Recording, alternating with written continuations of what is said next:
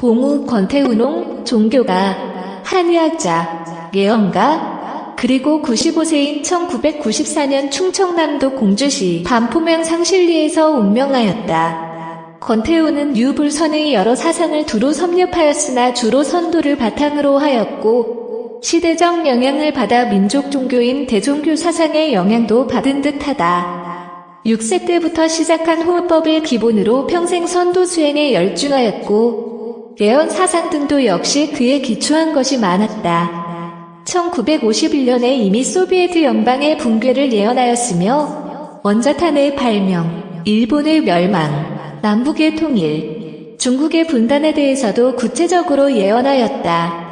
뿐만 아니라 인류의 문명을 비판하고 미래를 전망하는 문명 비평가적인 면모도 보여주었다. 83년 오대산 월정사 방산굴에서 타너스님이 자신의 입적을 예언한 날인 6월 5일 월정사 승려들이 지켜보는 가운데 돌아갔고 이듬해인 84년은 후천기운의 기점인 하원각자가 시작된 해였다. 그러나 당장 후천이 오는 것은 아니다. 날 새는 과정이 필요하다. 운영자 여 바로 그의 100만 부 이상 팔린 베스트셀러 소설단이 나왔고 그 소설의 실존 주인공인 봉우 권태운 선생은 세상의 주목을 받았다. 봉우가 단에서 세계의 중심이 백두산족, 우리 민족으로 옮겨질 것이며 우리나라는 남북 통일을 이룬 후 만주까지 진출한다는 휘황찬란한 미래를 예언했기 때문. 또 이 책에서는 소련이 해체돼 여러 작은 국가로 변할 것이고 중국 역시 변화할 것이라고 예언했는데 이후 그것이 현실이 되자 다시 한번 세간의 이목을 끌기도 했다. 그런데 봉우는 우리 민족의 미래를 얘기하면서 황백전환기라는 독특한 이론을 말했다. 요약하자면 황백전환기란 백인들이 주축이 되어온 서구 문명은 이제 한 세대 30년 안에 끝나고 황인종 특히 한국, 인도, 중국인을 중심으로 한 새로운 세계적 문명권이 열린다는 것. 즉 20세기 과학물질 문명의 핵심은 사실 백인을 다수인종으로 하는 서구의 여러 나라에서 주도한 것이었으나 앞으로 21세기 과학기술 문명의 핵은 거의 피부가 누런 사람들 속에서 창출된다는 것이다. 봉우는 그 조짐이 천문에, 역학에, 추수에, 원상에 드러나 있다고 말했다. 흥미로운 점은 이 황백전환기가 바로 백산대운, 백두산족의 대운으로 이어지는 것이라고 했다. 백산대운이라 함은 곧 백두산족의 큰 운명을 이르는 말로서 3000년 만에 찾아온 역사적 순환이라고 했다. 3000년이라는 시간대는 봉우의 역사관에서 비롯되는데 백두산족의 일원인 은나라가 중화족인 주나라에 참혹히 망한 이후 지금까지 3000년간 고생해왔으니 앞으로 3000년간은 백산대운의 복을 누리게 된다는 것이다. 그렇다면 황백전환기, 즉 백산대운의 시점은 언제부터인가? 봉우는 놀랍게도 그것이 1999년의 남북통일로 시작된다고 예언했다. 그러나 아쉽게도 소설단에서 밝힌 1999년 통일 예언은 빗나가 버렸다. 남북통일은 천지의 개벽 시점과 연결되는 특급 비밀에 속하는 사안이다. 개벽의 주인 말고는 대략적 이외엔 아무도 모른다. 운영자 여 기자는 이 부분을 확인해보기 위해 봉우 선생이 타계한 이후에도 그 가르침을 받들어 수련을 하고 있다는 제자들을 찾아 나섰다. 봉우의 제자들은 한국단학회 연정원이란 단체를 이끌면서 봉우가 남긴 호흡 수련법을 보급하고 있었고 일부는 계룡산 자락의 봉우 생가를 중심으로 이곳저곳에 터전을 마련해 상공부를 하고 있었다. 그중 봉우가 생전에 남긴 친필일기를 정리해 봉우일기라는 책을 펴낸 제자 정재승 씨를 만나보았다. 다음은 정재승 씨와의 인터뷰다. 결과적으로 봉우 선생이 강조한 99년 남북통일은 빗나가고 말았다. 무언가 착오가 있었는가? 선생님의 대외적인 발언에는 99년 남북통일을 분명히 언급하고 있는데 이상하게도 51년부터 써온 친필 일기에는 그런 대목이 아무데도 없었다.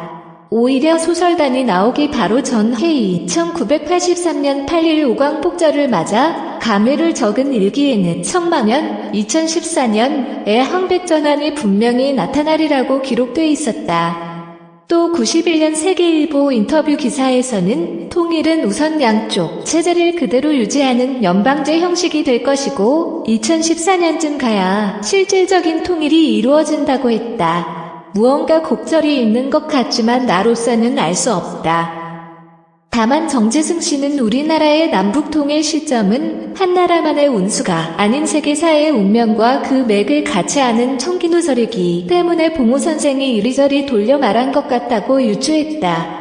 세계사의 운명과 같이 한다는 말은 남북통일이 되는 기폭제가 있는데 그것은 한반도와 전 지구촌적인 엄청난 문제라는 것을 말한다. 운영자 여 봉우의 제자 정신은 스승이 예언한 남북통일 수순은 구체적으로 북한 내부의 변화로 인해 정권이 혼란스러워지면서 남북한이 연방제 비슷한 형식으로 합치게 되며 이산가족 상봉, 남북한 경제활동 교류 등으로 나타날 것이라고 했다.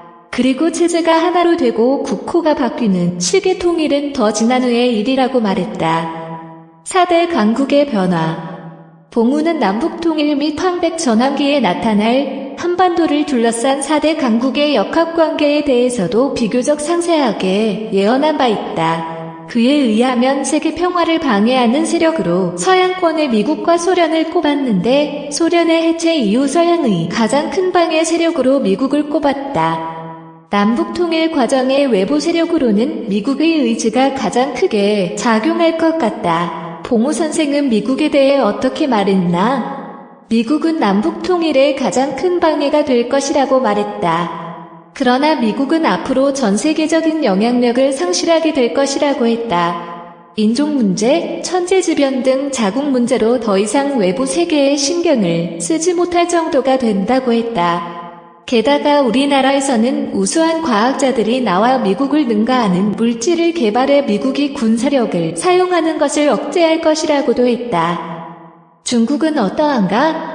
중국은 소설단에서 언급한 대로 남북으로 갈라진다고 했다. 중국은 56개의 민족으로 구성된 다민족 국가로서 개벽 후 원시반본되는 자연의 섭리로서 반드시 10개 이상의 나라로 쪼개져 대국의 면모를 잃게 되고 원래 중국의 종주국이었던 대한민국의 영향 아래 놓인다. 운영자 여 원래 중국이란 나라는 여러 차례 흩어졌다 통합되기를 되풀이해온 나라인데 앞으로 흩어진다고 했다. 구소련식 순수 공산주의자들과 속문의 산민주의적 경향, 그러니까 한결 중국적 토양을 지닌 공산주의자들과 대립이 생겨 갈라진다고 했다. 이때 우리나라는 남북통일 후 중국의 한쪽과 손을 잡아 만주를 회복할 수 있을 것이라고 했다. 일본은 그간의 우리 민족 감정으로는 일본이 뒤처졌으면 싶겠지만 그렇게까지는 안 된다고 했다. 일본도 그 뿌리를 따지자면 백두산족의 일원이라고 했다. 일본은 황백 전환기의 한국, 인도, 중국이 중심이 될 때 주변 구시를 할 것이라고 했다. 지축이 정립하게 될 때 그 충격파로 일본 열도의 운명은 바람 앞에 등불이 된다. 운영자 여 남북통일 이전에 나타나는 징조는? 우리 제자들도 그것이 궁금해 통일이 되려면 어떤 징후가 있지 않겠느냐고 물어본 적이 있다. 그때 선생님은 통일되기 바로 직전이 제일 깜깜하다. 온갖 망냥, 도깨비, 들이 백주에 날뛰고 아무것도 안 보일 정도야. 그게 마지막이야 하고 근심하셨다. 94년에 돌아가시기 전에도 그런 말씀을 하셨다. 남북 통일에서 남쪽의 경우 통일의 주인공은 누구라고 꼽은 적이 있나? 선생님이 91년 당시 세계일보와 인터뷰할 때도 그런 질문이 있었다. 그때 선생님은 지금 대권 운운하는 정치인 중에는 그런 인물이 없다고 못 박았다. 다만 선생님은 돌아가시기 전에 전혀 다른 인물이 통일시대의 주역으로 등장할 것이라고 말했다. 한편 봉우는 앞으로 남한에서 역사적 인물이 꽤 많이 나올 것이라고 예언했다. 그 중에서도 만세대장부의 출현 예언은 흥미롭다. 앞으로 세계 인류의 공통된 목자로 모든 사람이 희망하고 있는 이상을 실현시킬 만한 역량이 있는 인물이 나온다면 전 인류가 쌍수로 환영할 것이요. 이 사람이야말로 우주사의 최대 영광을 차지할 인물이 될 것이 어느 좋은 시대의 어느 곳에서 그 위대한 사업이 세워질 것인지 궁금하다. 역학으로 보면 간두광명이라 하여 우주사가 전개된 이후 인류의 운명이 간방, 동북방에서 시작하였고 다시 광명이 간방에서 온다고 하였다. 이것이 중명, 거듭, 빛남이라는 것이다. 백두산족 가운데서 세계 평화를 건설할 인물이 나오리라는 예성인들의 예시인데 누가 이윤에 맞는 인물인가? 하루라도 속히 출연하라. 전 세계 인류는 고대한 지 오래다. 봉우 역시 역학의 논리를 빌려 한국이 만물의 결실과 새 시작을 의미하는 간에 해당하고 그러한 운수를 타고 세계적 지도자가 나온다고 했다. 그러면서 봉우는 바로 그 사람이 백두산족의 3000년 대운을 담당할 주인공이요 세계 평화를 이룩할 지도자라고 부연했다.